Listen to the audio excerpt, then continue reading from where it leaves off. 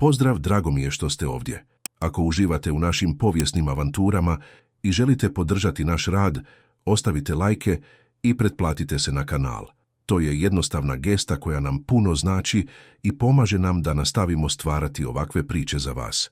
Godina 1788. u Arizoni nije bila samo vrijeme. Bila je to surova i neumoljiva sila, mjesto gdje je granica između života i smrti bila tanka poput oštrice noža. Za Silasa Harringtona, međutim, svijet je izgledao sasvim drugačije. On nije bio čovjek koji je osjećao strah od elemenata. On je bio čovjek koji ih je pokoravao, ili je barem tako vjerovao, zaštićen zidom neizmjernog bogatstva. Kao jedini nasljednik Harringtonovog željezničkog carstva, Silas je posjedovao moć koja je mogla pomicati planine, doslovno, uz pomoć dinamita i čelika. Njegova misija na zapadu bila je čisto poslovna, procijeniti golemi teritorij u podnožju planina za izgradnju nove pruge koja bi povezivala rudnike srebra s istokom. Nije ga zanimala ljepota krajolika, niti drevna povijest onih koji su tu živjeli stoljećima. Za njega je to bila samo karta, linije iscrtane tintom koje su predstavljale profit. Njegov logor, postavljen na rubu guste borove šume, bio je svjedočanstvo njegove arogancije i udobnosti. Dok su drugi putnici spavali na tvrdom tlu pod tankim pokrivačima, Silas je boravio u šatoru koji je više sličio putujućoj palači. Izrađen od debelog, vodonepropusnog platna, šator je bio opremljen namještajem donesenim izravno iz salona San Franciska. Pod je bio prekriven slojevima perzijskih tepiha koji su gušili hladnoću zemlje, a u kutu je stajao masivni željezni kamin čiji je dimnjak prolazio kroz otvor na krovu, šireći ugodnu toplinu. Na stolu od mahagonija, pored kristalne boce najfinijeg škotskog viskija, ležali su dokumenti, ugovori i karte.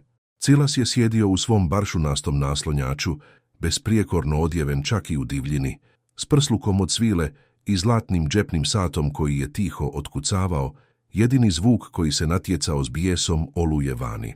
A oluja je bila biblijskih razmjera. Ono što je počelo kao lagani snijeg u poslije podnevnim satima, do večeri se pretvorilo u bijelu zavjesu koja je brisala svijet. Vjetar je zavijao poput čopora gladnih vukova, tresući teške stupove šatora i prijeteći da će rastrgati platno. Silas je otpio gutljaj viskija, mršteći se. Njegovi vodiči i sluge bili su u svojim šatorima, vjerojatno se moleći da oluja prođe. On se nije molio, on je kalkulirao. Svaki dan zastoja koštao je $1000, no čak ni njegov novac nije mogao narediti vjetru da stane. Ustao je i prišao ulazu šatora, lagano razmaknuvši teški zastor. Hladan zrak ga je ošamario, a snježne pahulje su uletjele unutra, topeći se na toplim tepisima. Vani je bio mrak, potpuni i apsolutni, razbijen samo kovitlacem bjeline. Prokleta zemlja, promrmljao je, vraćajući se u sigurnost svoje vatre.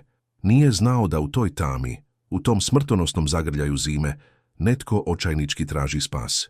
Nalin nije osjećala noge. Već satima je trčala, ili bolje rečeno, posrtala kroz duboki snijeg, bježeći od sudbine gore od smrzavanja. Arthur Caldwell i njegovi plaćenici nisu odustajali. Bili su poput pasa tragača, željni krvi i zemlje. Njezin narod, apači, već je bio potisnut, ali Caldwell je želio i ono malo što im je preostalo, svetu dolinu u kojoj su pokopani njezini preci. Nalin, kći poglavice i cijenjena iscijeliteljica, pokušala je pregovarati, ali Caldwell nije razumio jezik mira, samo jezik sile. Pucnjava je izbila iznenada. Osjetila je tupu bol u ramenu prije nego što je uspjela pobjeći u šumu. Sada, dok je oluja bjesnila oko nje, ta rana je pulsirala vatrenom boli, dok joj je ostatak tijela polako trnuo. Krv je natopila njezinu tuniku od jelenje kože, stvarajući ljepljivu, smrznutu mrlju. Znala je znakove hipotermije, vidjela ih je kod mnogih. Prvo drhtavica, zatim umor, a na kraju lažni osjećaj topline prije vječnog sna. Morala je pronaći zaklon, bilo kakav zaklon. Njezine su oči, naviknute na tamu, jedva razabirale oblike drveća. Svaki korak bio je borba protiv planine snijega koja se nakupljala. Tada je ugledala svjetlost.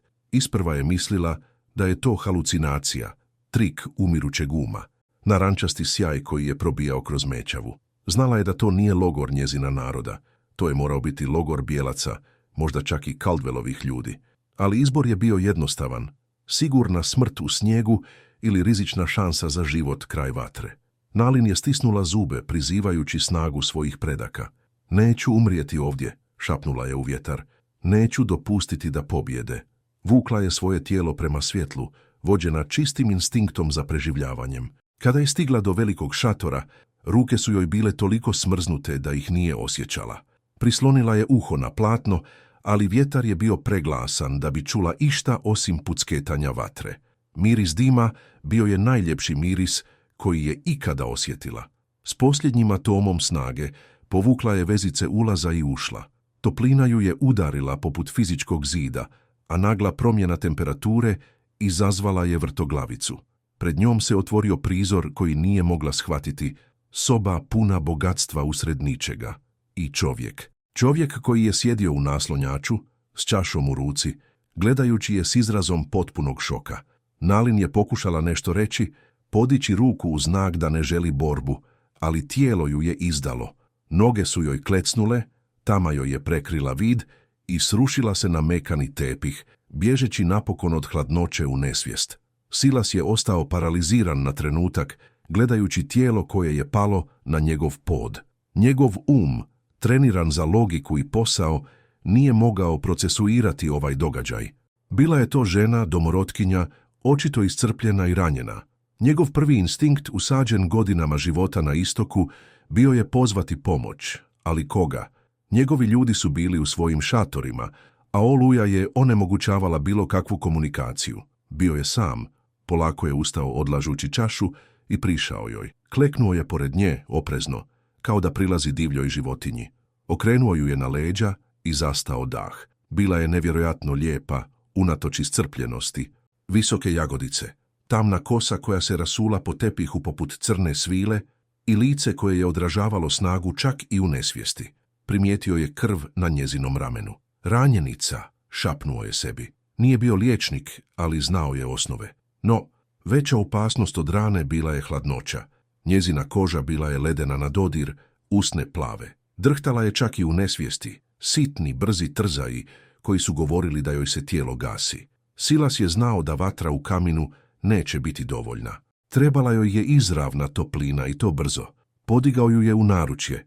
Bila je lakša nego što je očekivao, ali njezina odjeća, mokra i teška od snijega, bila je problem. Morao ju je osloboditi tih ledenih okova. S osjećajem nelagode, ali vođen nužnošću, Silas je počeo skidati njezinu mokru tuniku i mokasine. Trudio se ne gledati više nego što je potrebno, čuvajući njezino dostojanstvo čak i u ovoj situaciji. Kada ju je napokon smjestio u svoj veliki krevet, pokrio ju je svim krznenim pokrivačima koje je imao, ali drhtanje nije prestajalo. Zvuk njezinih zuba koji su cvokotali ispunjavao je tišinu šatora. Silas je stajao pored kreveta, gledajući je bespomoćno. Sjetio se priča starih trapera, priča o tome kako preživjeti kada se živa u termometru spusti toliko nisko da se dah smrzava. Tjelesna toplina. To je bio jedini način. Bio je to čin koji je kršio sve norme njegovog društva, sve granice pristojnosti koje je poznavao.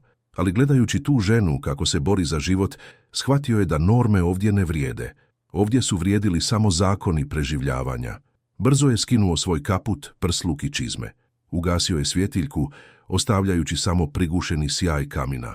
Podigao je teške pokrivače i legao pored nje.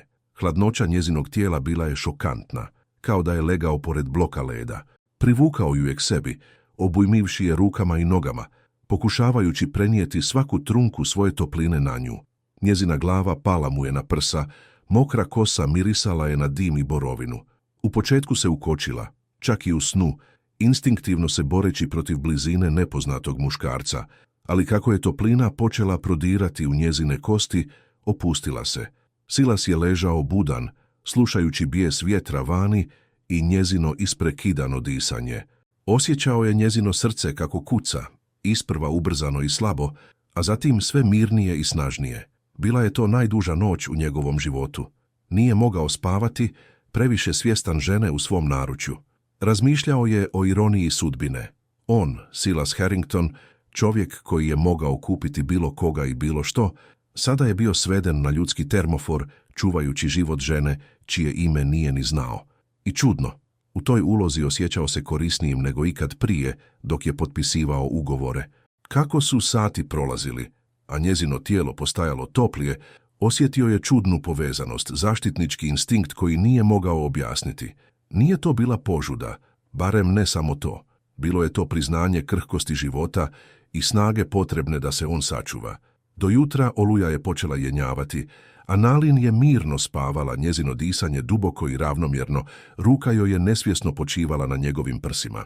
Jutarnje sunce probilo se kroz platno šatora, donoseći sa sobom oštru, hladnu svjetlost koja je označila kraj oluje i početak nečeg novog. Silas se probudio prvi, ukočen od spavanja u jednom položaju. Pogledao je ženu pored sebe. Na dnevnom svjetlu izgledala je još impresivnije. Ožiljci na njezinim rukama pričali su priču o teškom životu, ali njezino lice imalo je mirnoću koja ga je dirnula.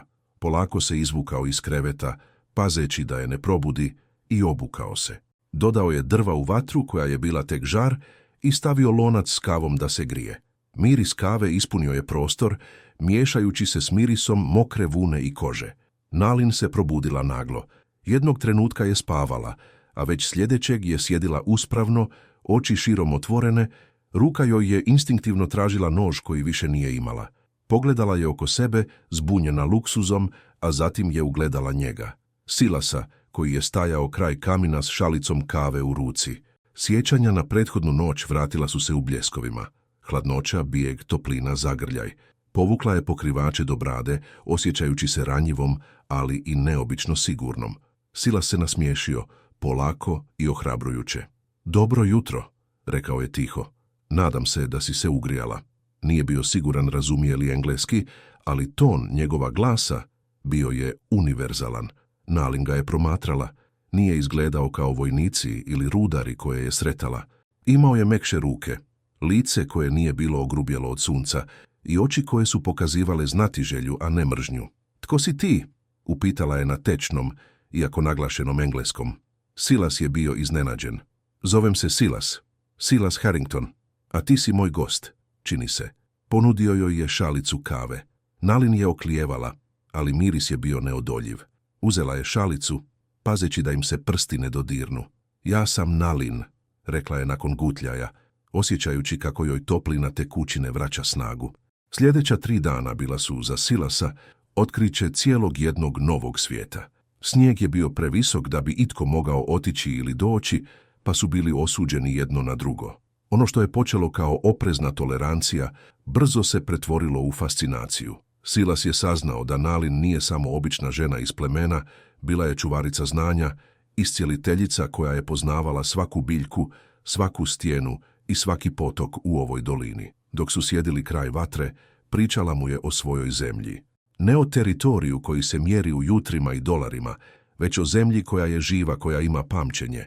Pričala mu je o planini koju je on planirao probušiti tunelom. Za nju, to je bilo mjesto gdje spavaju duhovi groma. Silas je slušao, zaboravljajući na svoje karte i dionice. Po prvi put je gledao kroz prozor svog šatora i nije vidio resurse. Vidio je dom. Za uzvrat, on joj je pokazivao svoj svijet. Učio ju je kako čitati sat, objašnjavao kako funkcioniraju parni strojevi. Pokazivao joj slike gradova s visokim zgradama.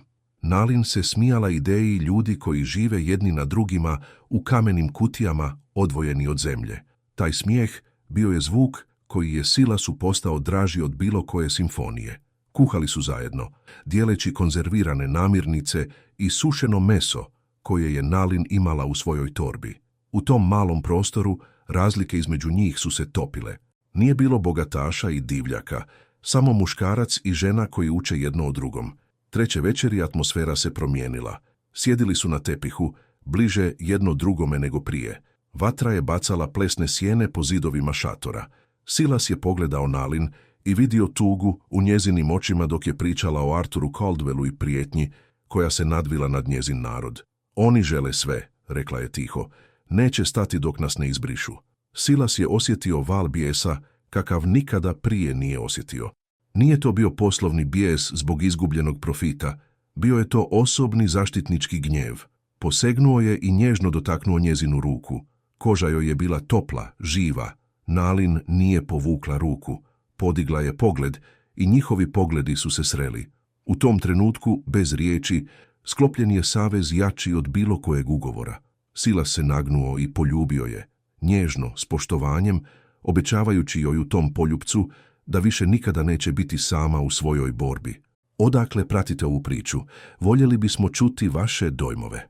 Napišite nam u komentarima iz kojeg grada ili države gledate i ne zaboravite se pretplatiti na kanal za još ovakvih uzbudljivih priča. Četvrtog dana sunce je sjalo s nemilosrdnom snagom, pretvarajući snijeg u bljuzgavicu i otvarajući puteve. No s otapanjem snijega iluzija sigurnosti je nestala. Zvuk koji je razbio jutarnju tišinu nije bio pjev ptica, već grmljavina konjskih kopita. Arthur Caldwell je dolazio. Nije došao sam. S njim je bilo 10 ljudi, grubih lica, naoružanih puškama i revolverima.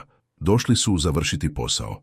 Silas je čuo buku i izašao iz šatora, dok je Nalin stajala odmah iza njega, s nožem u ruci, spremna na borbu do smrti. Caldwell je zaustavio konja nekoliko metara od šatora, iznenađen što vidi Silasa Harringtona, poznatog magnata, kako stoji ispred njega u divljini. Gospodine Harrington, rekao je Caldwell s lažnim osmijehom, skidajući šešir. Nisam očekivao da ću vas naći ovdje. Mislio sam da je ovo samo gnijezdo onih crvenih vragova. Pogled mu je skrenuo na Nalin i osmijeh mu se pretvorio u grimasu mržnje. A vidim da ste pronašli moju pobjeglu divljač. Predajte je, Harrington.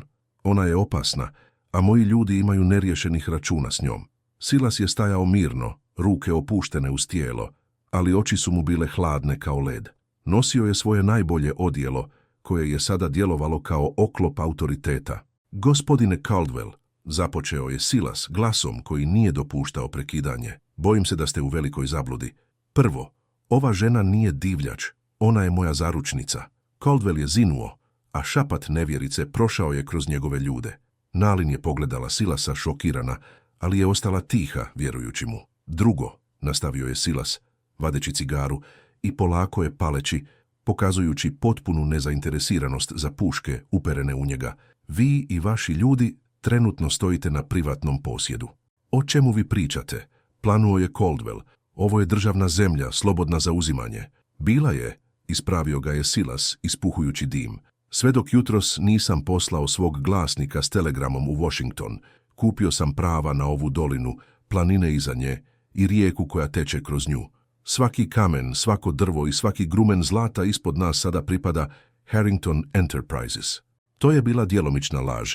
Glasnik još nije otišao jer su putevi bili zatvoreni, ali Silas je znao da Caldwell to ne može provjeriti, a s njegovim bogatstvom kupovina je bila samo formalnost koju će obaviti čim stigne do telegrafa.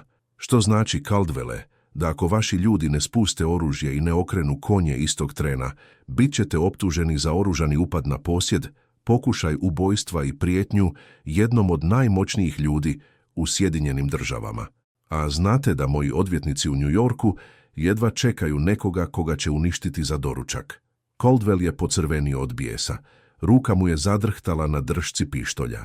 Znao je da bi mogao ubiti Silasa i Nalin ovdje i sada i zakopati tijela u snijegu, ali ubiti Harringtona, to bi donijelo vojsku detektive Pinkertona i gnjev Washingtona na njegovu glavu. Bio je pohlepan, ali nije bio glup. Rizik je bio prevelik. Gledao je Silasa, tražeći znak slabosti, ali vidio je samo čeličnu odlučnost. Silas nije blefirao. Bio je spreman umrijeti, ali još spremniji uništiti Caldwella financijski i pravno. Ovo nije gotovo, Harrington, zarežao je Caldwell povlačeći uzde. Divlji zapad je opasno mjesto. Nesreće se događaju. Svjestan sam toga, odgovorio je Silas mirno. Zato sam i povećao nagradu za hvatanje bilo koga tko ometa moje poslove. Ugodan dan, gospodo. Gledali su kako se Caldwell i njegova benda povlače, nestajući u šumi odakle su i došli. Tek tada Silas je izdahnuo, ramena su mu se opustila. Osjetio je ruku na svom ramenu. Nalin ga je gledala s mješavinom divljenja i ljubavi koju nije trebalo prevoditi. Zaručnica? Upitala je s blagim osmijehom. Silas se okrenuo prema njoj.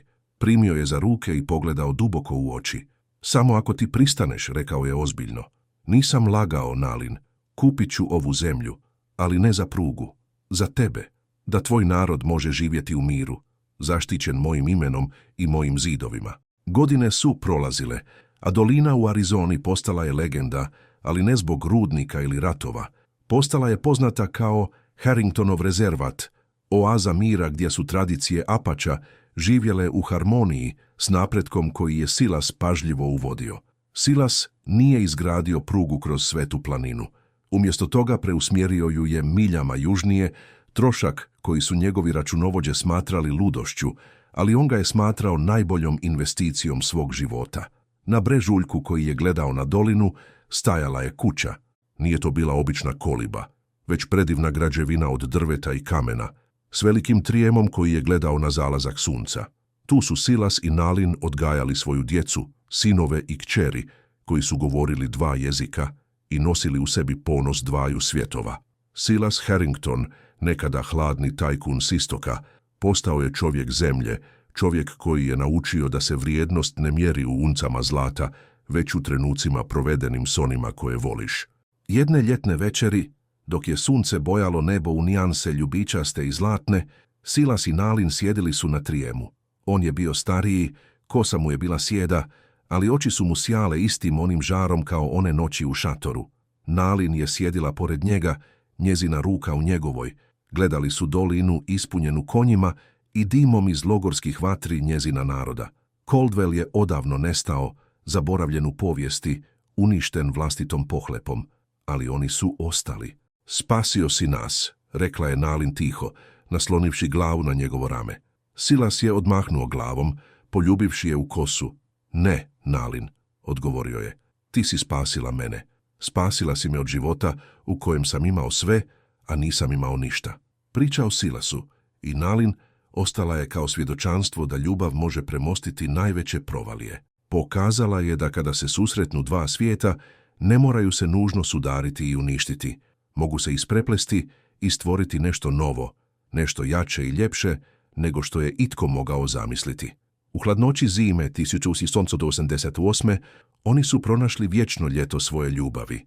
Ova priča nas podsjeća da prava moć nije u dominaciji nad drugima ili gomilanju bogatstva, već u hrabrosti da zaštitimo one koji su ranjivi i u mudrosti da prepoznamo ljubav, čak i kada dolazi u najneočekivanijem obliku.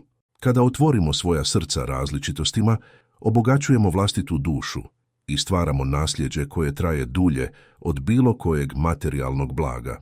Ako vam se svidjela ova priča o ljubavi i hrabrosti, molim vas da ostavite like i pretplatite se na naš kanal. Vaša podrška nam omogućuje da oživimo povijest kroz ovakve priče. Hvala vam što ste gledali.